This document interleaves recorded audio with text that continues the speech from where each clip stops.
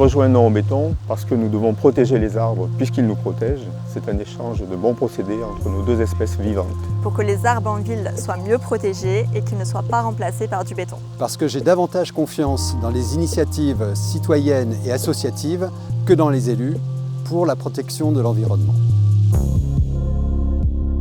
J'ai rejoint Non au béton parce que le Montpellier de ma jeunesse a été sévèrement bétonné et que je ne veux plus que ça continue ainsi. Parce que le réchauffement climatique n'est pas une légende et que je souhaite m'engager pour l'environnement au niveau local. Parce que j'y ai rencontré une équipe compétente, dynamique, bienveillante, toujours prête à s'engager pour défendre l'environnement.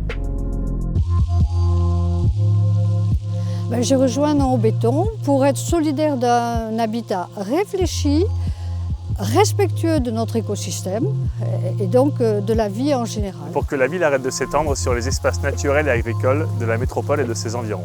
Pour éviter la prolifération des cages à poules et pour que puissent revenir les perdrix sur terre. Voilà. Parce que pour moi, je pense qu'il ne faut plus considérer la nature comme une matière exploitable, mais la considérer comme une entité vivante et qu'il faut la respecter. Pour une raison très simple, c'est que je suis opposé au projet Décathlon.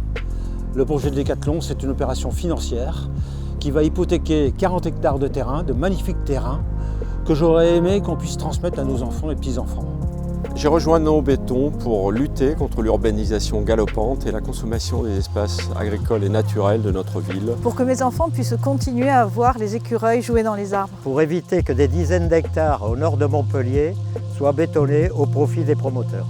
J'ai rejoint Non au béton parce que, comme le dit Saint-Exupéry, nous n'héritons pas la terre de nos parents, mais nous l'empruntons à nos enfants.